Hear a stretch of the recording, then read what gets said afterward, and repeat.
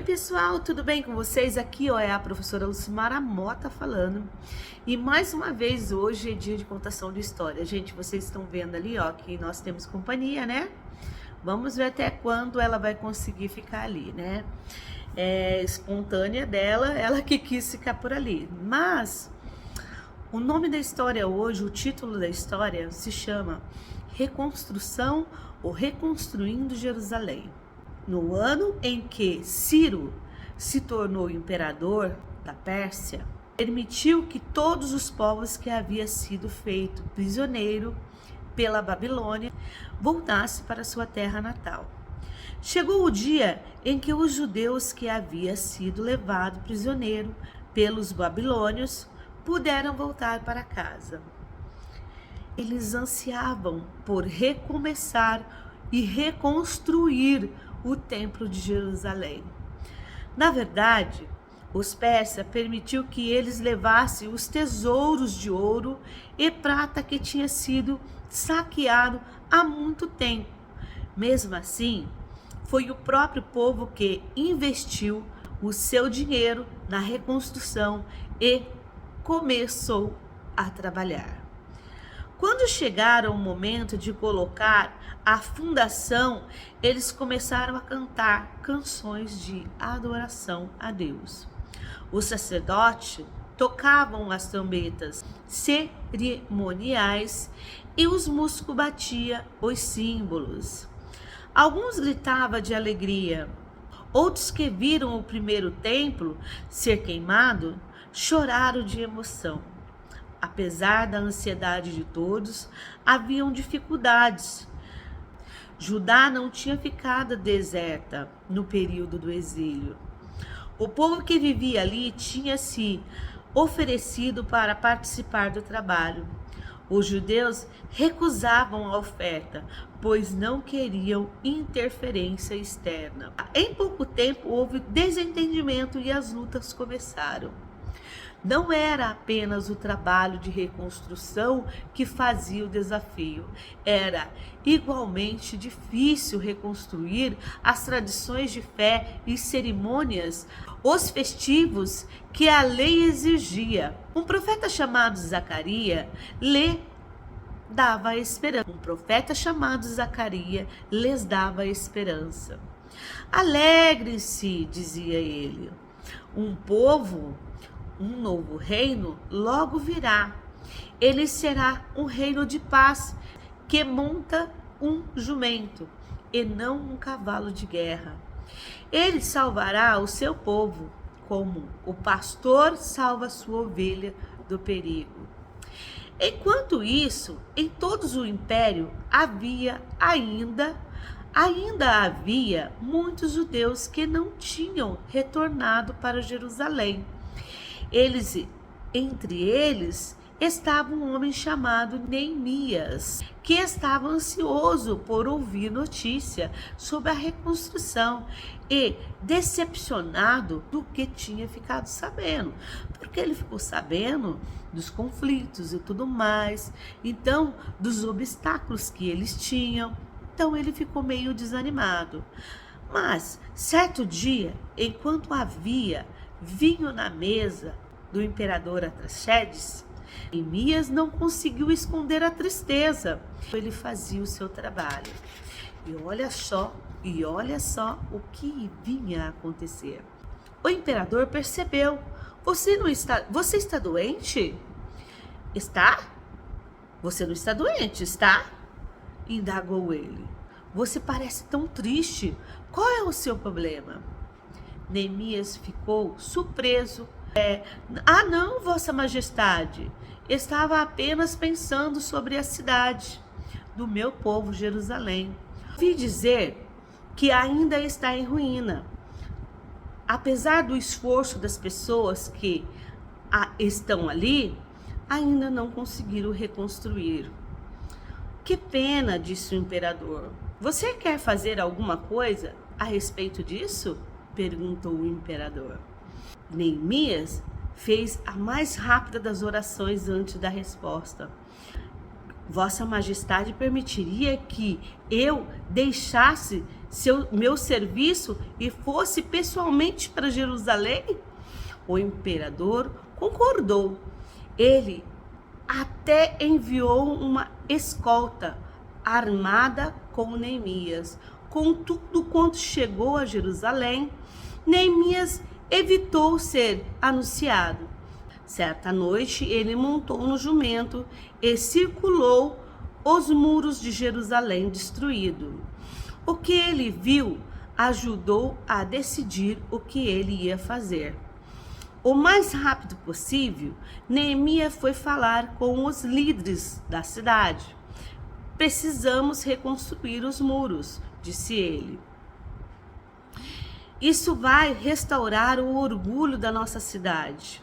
Neemias era eficiente em organizar o trabalho.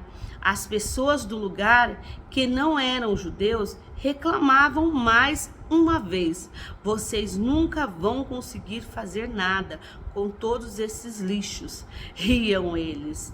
Até uma raposa pode derrubar essas muralhas que vocês estão construindo. Então, além deles terem que batalhar, ainda tinha os povos inimigos que moravam lá, que ficava falando que eles não iriam construir, que eles não iam conseguir, desanimando eles. Mas mesmo assim, Neemias e todas as pessoas que estavam ali, que eram judeus, eles não desanimaram, eles foram em frente. E à medida que o trabalho progredia, a oposição crescia. Não vem achar que porque as coisas estão dando certo que as pessoas não vão te desistir. Com certeza irão te desistir. Fazer com que você desista, né? À medida que o trabalho progredia, a opressão crescia. Neemias descobriu que algumas pessoas da região estavam planejando um ataque. Então ele fez um plano, medindo de força de trabalho, ficaria de guarda enquanto os outros trabalhavam de fato na reconstrução. Todos deveriam ter uma arma à mão, caso viesse a perseguição deles, né? Ou se eles precisassem. O plano foi um sucesso. Em poucas semanas, os muros estavam terminados. Agora, as pessoas poderiam vir morar na cidade, crendo que estavam a salvo. Também houve judeus nas cidades vizinhas que se sentiram à vontade de voltar e morar ali em Jerusalém. Eles marcaram um dia para que todos se reunissem em Jerusalém e pudessem ouvir um sacerdote chamado Esdra ler o livro da lei para eles. Enquanto ouviam, o ânimo mudou. Continuaram falhando em fazer o que Deus ordenara. Disseram eles: Deus nos trouxe de volta para a nossa terra. Será que podemos viver como povo de Deus aqui? Não fique triste, disse Esdra. Amanhã vamos celebrar uma festival. Devemos construir abrigo de galhos para lembrar o templo de Moisés, quando vivemos como nômades.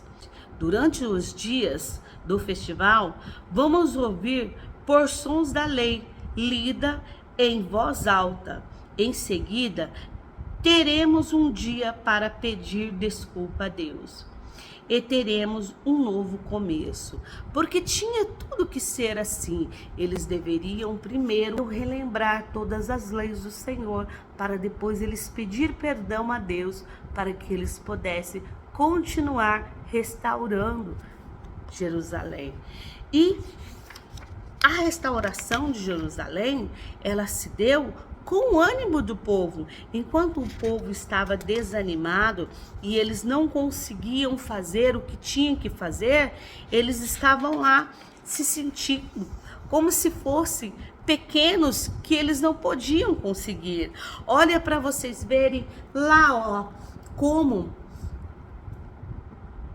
Neemias estava lá dando alimento para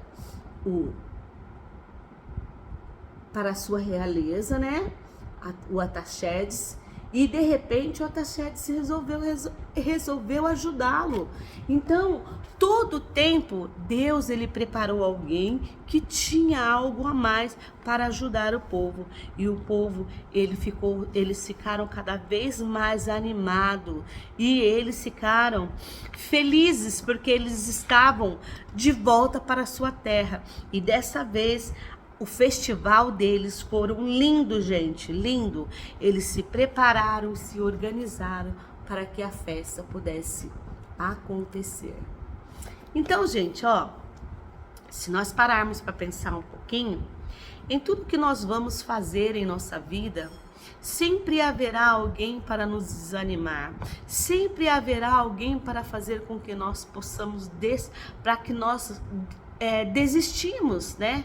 Daquilo, o propósito que nós estamos ali, mas não podemos perder a esperança, viu, gente? Ó, enquanto uns estão tentando fazer com que nós possamos desistir, nós vamos à luta conseguir a nossa vitória.